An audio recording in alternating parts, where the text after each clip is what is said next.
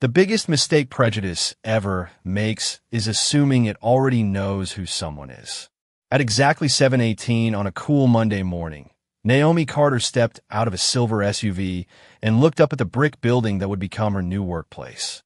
The precinct stood quietly beneath a pale sky, its American flag moving gently in the breeze as officers came and went with steaming coffee cups and hurried conversations. To everyone watching from inside, she appeared ordinary.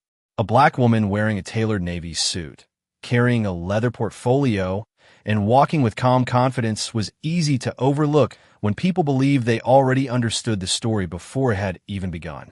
Naomi paused for a single breath before climbing the concrete steps. She had worked for years to reach this moment, earning respect in places where few people expected her to succeed, learning that patience often revealed more about others than arguments ever could. She knew first impressions mattered, but she also knew they could be dangerously misleading. Inside the lobby, conversation slowed almost imperceptibly. A few officers glanced toward her before returning to their paperwork, while others exchanged quick looks that said far more than words. Officer Daniel Brooks leaned casually against the front desk beside Officer Ethan Cole, watching the unfamiliar visitor approach. Neither recognized her name, and neither bothered to ask. Instead, they confidently filled the silence with assumptions. Daniel offered a tight smile that never reached his eyes. "You looking for human resources?" he asked with a tone that sounded less like a question and more like a conclusion. Naomi answered politely, "I'm here for my first day." Ethan chuckled softly. "Maintenance orientation starts across town."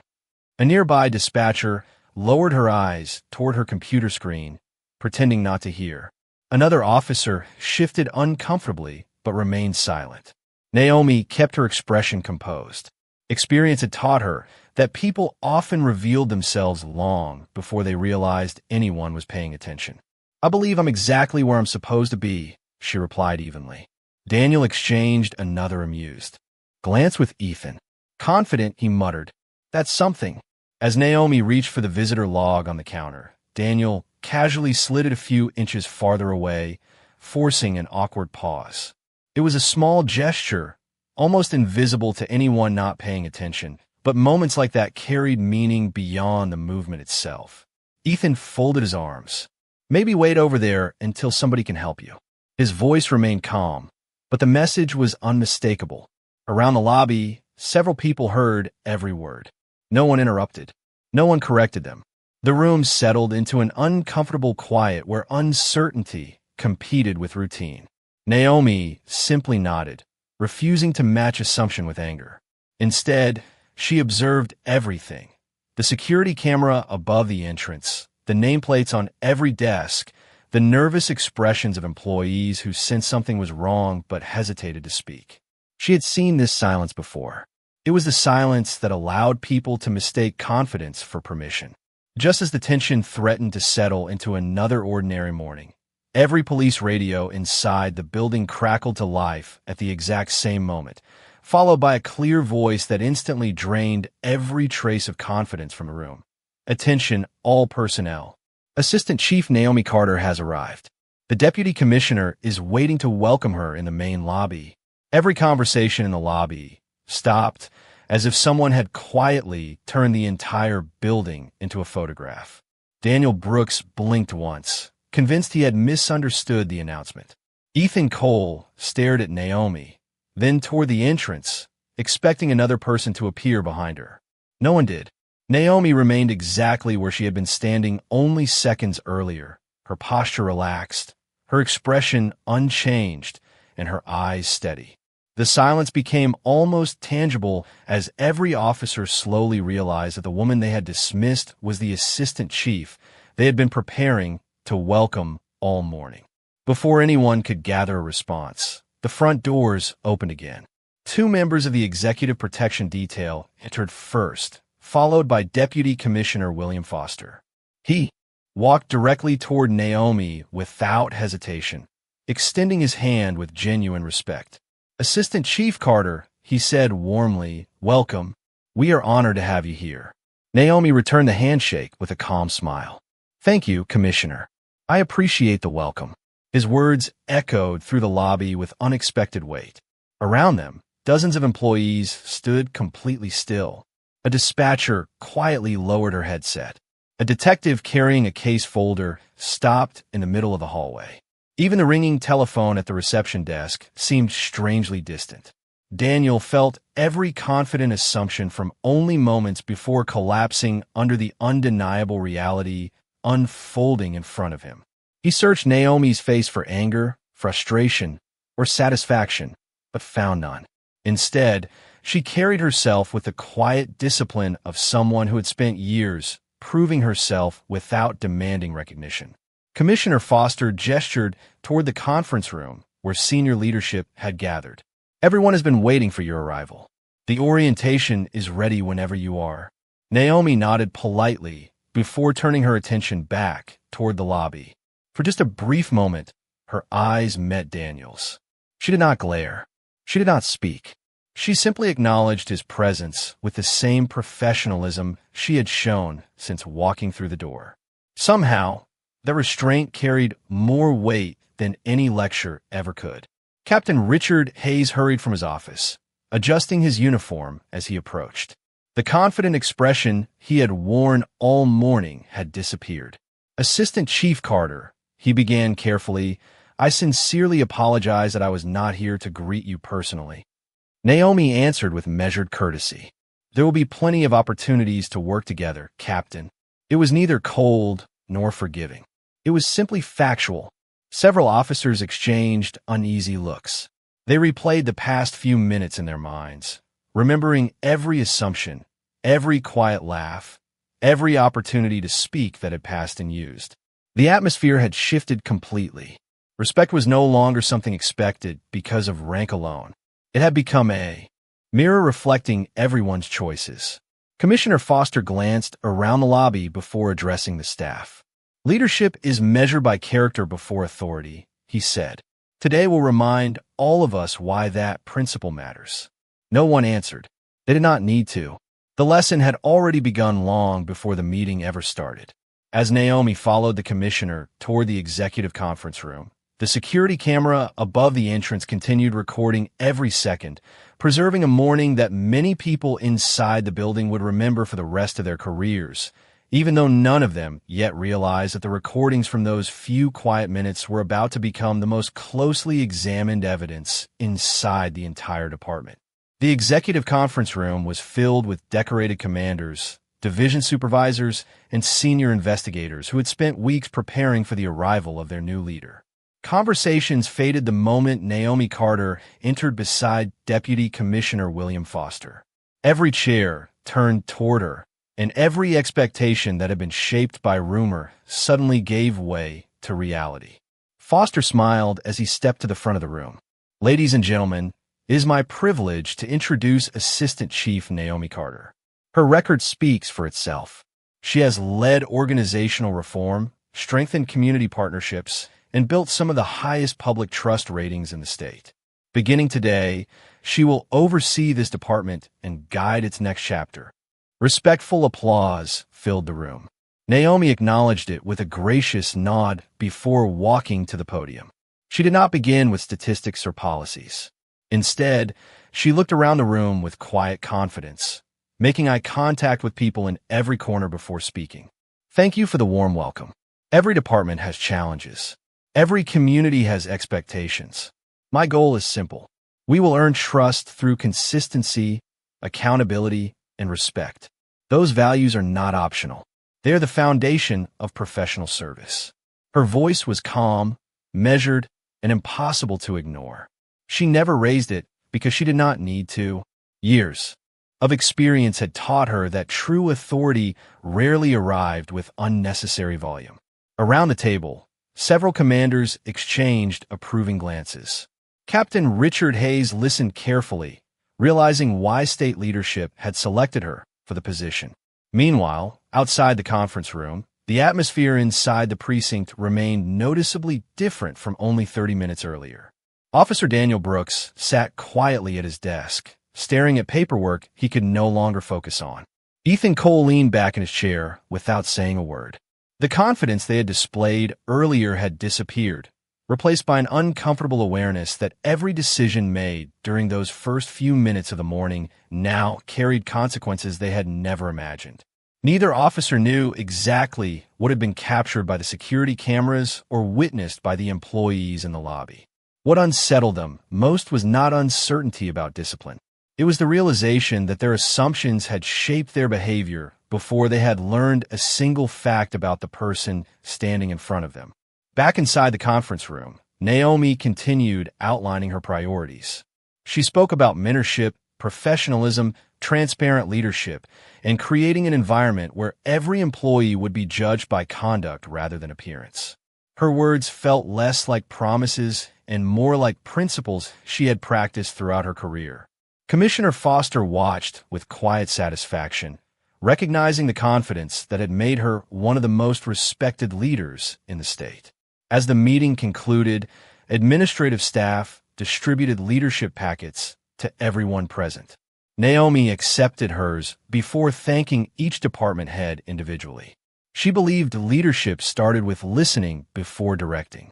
While the executives prepared for the afternoon schedule, a message quietly arrived in Captain Hayes' inbox from the Office of Professional Standards requesting copies of the lobby security recordings from that morning as part of standard executive arrival documentation. It seemed like a routine request, one that nobody questioned at first. Yet, as Hayes read the message a second time, he slowly looked toward the security office, suddenly realizing that sometimes the smallest moments at the beginning of an ordinary day became the moments that defined everything that followed. By early afternoon, the morning felt like it belonged to another week, yet no one inside the precinct had truly moved past it. Every hallway conversation seemed quieter than usual, and every glance carried the unspoken awareness that first impressions had left a permanent mark. In the security office, a civilian technician carefully followed the request from the Office of Professional Standards. He gathered the lobby surveillance footage, verified the timestamps, and archived the recordings according to department policy. There was nothing unusual about the process itself. Executive arrivals were routinely documented. What made this request different was that several other pieces of digital evidence had already been automatically synchronized with the same timeline. The entrance camera, the reception desk camera, hallway surveillance, radio communications, and body camera activation logs all formed a single uninterrupted record of the morning. None of the files contained dramatic music or emotional narration. They contained something much more powerful. They contained facts. Captain Richard Hayes stood silently beside the technician as the progress bar slowly reached 100%. He watched the recordings without interrupting, noticing details he had completely missed while managing the day's schedule. Small gestures, brief expressions, quiet opportunities when someone could have changed the direction of events with a single respectful sentence. Those moments lasted only seconds, yet they now seemed impossible to ignore. Across the building, Naomi Carter finished meeting with division commanders before taking a short walk through the precinct. She introduced herself to dispatchers, detectives, evidence specialists, and administrative employees, thanking each person for the work they performed every day. She asked thoughtful questions, listened carefully, and remembered names almost immediately. The atmosphere around her felt noticeably different from the tension of the morning. People who had been nervous during her arrival now found themselves speaking comfortably with a leader who seemed genuinely interested in understanding the department before making changes. Meanwhile, Daniel Brooks noticed those conversations from across the room. He watched employees smiling as they welcomed their new assistant chief, and the contrast weighed heavily on him. The woman he had judged without knowing had responded with professionalism at every opportunity. She had never embarrassed anyone publicly. She had never demanded apologies. That realization proved far more uncomfortable than any formal reprimand could have been. Ethan Cole remained unusually quiet as well. For perhaps the first time in years, both officers began asking themselves questions that extended beyond policy manuals or workplace procedures. They wondered how often assumptions had quietly shaped decisions they believed were objective. Late that afternoon, Captain Hayes received confirmation that the complete evidence package had been successfully transferred to the Office of Professional Standards. A brief message followed almost immediately. Please preserve all original recordings. No further action is required until review is complete. Hayes read the message twice before locking his computer screen. The wording was calm and procedural, yet he understood exactly what it meant. The review would not rely on opinions, rumors, or incomplete memories. It would rely entirely on what had actually happened. As the workday continued, the lobby looked exactly as it had that morning. The same front desk stood beneath the same security camera. The same doors opened for employees coming and going. Nothing about the building had changed, but everyone inside it had begun to understand a lesson that would reach far beyond one ordinary Monday. Character could be overlooked for a moment, but the truth had a remarkable way of recording itself long before anyone realized history was quietly watching. The following morning began with the same rhythm that defined most police departments across America. Patrol briefings started on time, dispatch channels remained busy, and officers prepared for another day of serving the community. On the surface, everything appeared normal. Beneath that routine, however, the Office of Professional Standards had already begun its review. Investigators did not start with conclusions. They started with timelines. Every security recording was synchronized to the second. Radio transmissions were matched with entry logs. Visitor records were compared against camera footage. The process was deliberate because credibility depended on precision rather than emotion. Inside a quiet conference room, two investigators watched the lobby recordings from multiple camera angles. They paused frequently, taking notes not only about what people said, but about what they chose not to say. One investigator observed that several employees had clearly recognized an uncomfortable situation, yet remained silent. The other simply nodded before continuing the review. Facts rarely needed dramatic interpretation.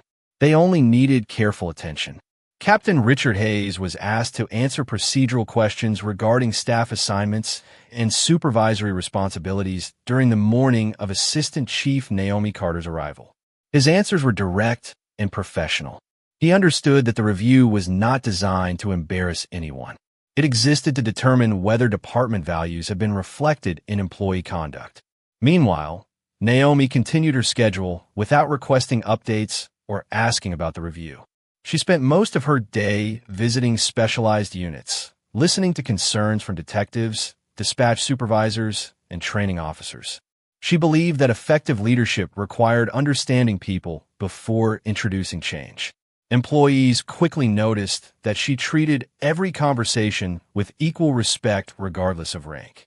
Her reputation continued growing not because she demanded authority, but because she consistently demonstrated it through patience and professionalism. Daniel Brooks, however, found it increasingly difficult to focus on his responsibilities. Every ordinary task reminded him of the few careless minutes that had changed the direction of his career. He replayed the conversation in the lobby repeatedly, wishing he had asked a simple question instead of making an assumption. Ethan Cole experienced the same growing discomfort. Neither officer had received disciplinary notice. Neither had been publicly criticized. Yet the uncertainty itself became a powerful teacher. They slowly realized that integrity was tested long before formal investigations ever began. Later that afternoon, the investigators requested voluntary interviews with employees who had been present in the lobby. The conversations followed the same respectful pattern. Witnesses were asked to describe exactly what they observed without speculation or exaggeration. Some admitted they had been uncomfortable but had chosen not to intervene. Others explained that everything had happened so quickly they had not known how to respond. Each statement became another piece of a larger picture that was forming with remarkable consistency. By the end of the day, the review team had assembled a complete timeline supported by recordings, documentation, and witness accounts that aligned almost perfectly. There were very few contradictions because digital records do not depend on memory. As evening settled over the precinct, Naomi stood alone outside her office window, watching the last rays of sunlight reflect across the parking lot. She understood something many leaders eventually learn. Trust could take years to build, yet only moments to reveal whether an organization truly believed in its own principles. Behind her, a quiet notification appeared in her secure inbox. The Office of Professional Standards had completed its preliminary review and requested a confidential meeting first thing the following morning. The conference room reserved for executive briefings felt unusually quiet as Assistant Chief Naomi Carter arrived just before 8 o'clock the following morning. Deputy Commissioner William Foster was already waiting alongside two representatives from the Office of Professional Standards. A neatly organized folder rested on the polished table in front of them. There was no sense of drama, only the calm professionalism that accompanied important decisions. Foster greeted Naomi with a respectful nod before one of the investigators began speaking. Our preliminary review has been completed. We examined security recordings, radio communications, witness statements, entry records, and supervisory documentation. The evidence is consistent across every source. Naomi listened without interruption. She had learned long ago that effective leaders did not rush to conclusions before hearing the complete picture. The investigator continued. The review identified conduct that does not reflect the standards of this department. We also identified opportunities where supervisors and witnesses could have intervened sooner. This will be addressed through established administrative procedures. No names were spoken immediately. The discussion focused first on principles, policies, and organizational responsibility rather than individual blame. Naomi appreciated that approach because lasting improvement rarely came from pointing fingers alone. It came from understanding why certain choices became acceptable in the first place. After the briefing concluded, Commissioner Foster quietly informed her that the appropriate personnel actions would begin later that morning according to department regulations. Naomi simply answered, "Follow the process." Every employee deserves fairness, accountability, and dignity. Those words remained with everyone in the room. A short time later, Captain Richard Hayes received official notification directing him to meet privately with Officer Daniel Brooks and Officer Ethan Cole. The conversations were respectful and procedural. Each officer was informed that an administrative review had found sufficient evidence to require temporary reassignment from public duties while the department completed its formal process. Neither man argued. Neither attempted to challenge the documented timeline. They understood that the decision rested on verified facts rather than personal opinions. As they left the captain's office, the atmosphere inside the precinct remained remarkably calm. There were no raised voices, no public confrontations, and no scenes designed to embarrass anyone. Employees simply watched quietly as routine continued around them. Many realized that professionalism was being demonstrated not only through the investigation itself, but through the way every person involved was treated with respect despite difficult circumstances.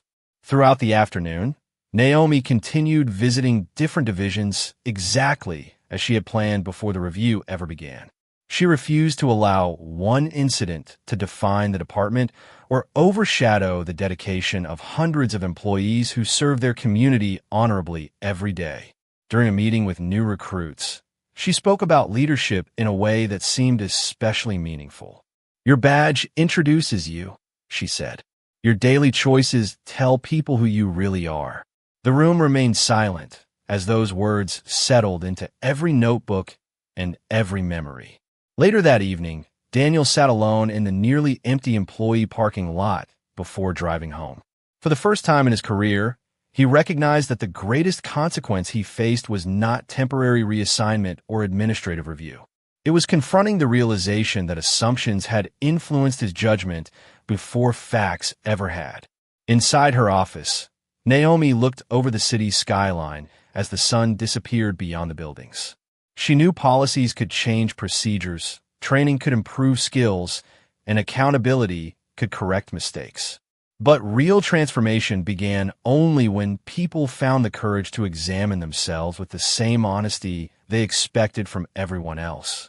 Several days later, the atmosphere inside the department felt noticeably different. Procedures had not changed overnight, but conversations had. People greeted one another more intentionally. Supervisors paid closer attention to the smallest interactions, and officers who had once hurried through the lobby now seemed to recognize that every encounter represented the reputation of the badge they wore. Assistant Chief Naomi Carter never mentioned the events of her first morning during staff meetings. She refused to let one difficult experience become the defining story of the department. Instead, she focused every discussion on the future. During leadership briefings, she asked commanders to identify opportunities for mentoring younger officers, strengthening communication, and reinforcing professional standards before problems ever developed. Her philosophy was simple. Strong organizations corrected behavior without losing sight of the humanity of the people involved. Deputy Commissioner William Foster watched those changes with growing admiration. More than once, he privately thanked Naomi for choosing restraint over retaliation.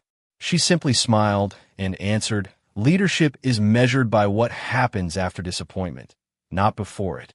Those words quietly spread throughout the building, repeated in conversations, training sessions, and even during patrol briefings. Meanwhile, Daniel Brooks continued performing administrative assignments away from public contact while the formal process moved forward. The time away from his normal routine forced him to confront something he had avoided for years. Without the constant pace of patrol work, he had no choice but to examine the assumptions that had influenced his decisions. He remembered the confidence with which he had judged someone he had never met, and the memory grew heavier each day. Ethan Cole experienced a similar realization. During one afternoon training seminar on professional conduct, he found himself listening more carefully than ever before. The instructor spoke about unconscious assumptions, respectful communication, and the responsibility every officer carried to represent fairness regardless of personal opinions. None of those lessons were new, yet they felt entirely different after recent events. Across the department, employees also reflected on their own roles. Several people admitted privately that they had recognized an uncomfortable situation during Naomi's arrival, but had remained silent because speaking up seemed inconvenient. That realization became an unexpected turning point. The department introduced a new initiative encouraging employees at every level to address disrespectful behavior early, before it could become part of the workplace culture. Naomi insisted that the program should never be about punishment alone. It should be about giving people the confidence to protect the values they claim to believe in. One afternoon, while walking through the communications center, Naomi noticed a young dispatcher helping a newly hired employee who seemed overwhelmed by the fast pace of incoming calls. She stopped briefly and thanked the dispatcher for taking the time to mentor someone without being asked. The dispatcher looked surprised and quietly replied, "I figured everyone deserves a good first day." Naomi smiled warmly before continuing down the hallway. That single sentence stayed with her for the rest of the afternoon because it represented exactly the culture she hoped to build. Change rarely arrived through one dramatic moment. More often, it appeared through countless ordinary choices made by ordinary people who decided that respect would become their daily habit. As the sun began setting beyond the precinct windows, Naomi looked across the busy office floor and realized that genuine justice had never been about winning against another person. It had always been about creating a place where the next person who walked through those front doors would be judged by their character before anything else. Several weeks passed, and the changes inside the department became impossible to ignore. Training rooms that had once focused almost entirely on procedures now devoted equal attention to communication, professionalism, and public trust. Veteran officers shared real experiences with new recruits, emphasizing that every interaction with a citizen could strengthen confidence or quietly weaken it. Assistant Chief Naomi Carter encouraged open discussion instead of lectures. She believed people learned best when they felt respected enough to examine their own decisions honestly. The new culture slowly spread beyond conference rooms and policy manuals. Supervisors began recognizing employees who demonstrated patience, empathy, and fairness during routine calls that rarely made headlines. Dispatchers received greater support. Community outreach programs expanded. Neighborhood leaders who had once approached the department with caution gradually returned for conversations built on mutual respect rather than skepticism. Deputy Commissioner William Foster noticed the difference each time he attended public meetings. Complaints were replaced by thoughtful questions. Tension gave way to cooperation. Progress was measured not by dramatic announcements, but by hundreds of ordinary interactions that ended with greater understanding than they had begun. Daniel Brooks continued participating fully in the department's professional development process. The experience had changed him in ways no formal discipline ever could. During one leadership workshop, participants were asked to describe the most important lesson of their careers. When Daniel's turn arrived, he paused for several moments before speaking. "Fact deserve to arrive before assumptions," he said quietly. The room remained silent because everyone understood that his answer came from genuine reflection rather than obligation. Ethan Cole also embraced the opportunity to improve. He volunteered to assist with peer mentoring sessions for newer officers, encouraging them to slow down, ask questions, and treat every unfamiliar face with the same professionalism they would expect for themselves or their families. Neither man could change the past, but both discovered that accountability had value only when it inspired better choices moving forward. Naomi never singled them out in public conversations. She believed lasting change required consistency instead of humiliation. One afternoon, she visited the police academy, where the department's newest recruits had gathered for orientation. Standing before the class, she held up an identification badge. "This represents responsibility," she said calmly. Then she placed it on the table beside her. But responsibility alone does not earn trust. Every conversation you have, every decision you make, every person you meet will determine what this badge truly means. The room was completely still. No one reached for a notebook because nobody wanted to miss a single word. As the session ended, a young recruit approached Naomi and admitted that hearing her story had changed the way he thought about leadership before his career had even begun. Naomi smiled and thanked him for his honesty. Walking back through the academy hallway, she noticed photographs of graduating classes from decades past covering the walls. Different faces, different generations, different uniforms, yet all connected by the same promise to serve with integrity.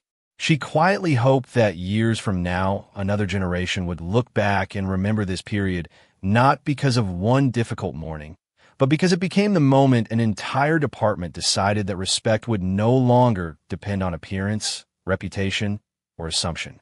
It would begin with character and remain there every single day. Months later, the precinct no longer resembled the place Naomi Carter had entered on her first morning. The walls had not changed, the front desk stood in the same location, and the security camera still overlooked the lobby with quiet patience. Yet the people moving through those doors carried themselves differently. New employees were greeted by name instead of assumption. Visitors were welcomed with professionalism before questions were asked. Small moments of respect had become part of the department's identity because leaders and employees alike had decided that culture was built one conversation at a time. Assistant Chief Naomi Carter often walked through the lobby without an escort, stopping to speak with dispatchers, officers, civilian staff, and community members waiting for assistance. She believed leadership should be visible, approachable, and consistent. People no longer admired her simply because of her position. They admired the way she had responded when she possessed every opportunity to seek personal vindication, but instead chose fairness, accountability, and dignity. Deputy Commissioner William Foster later described that decision as the turning point that transformed an entire organization.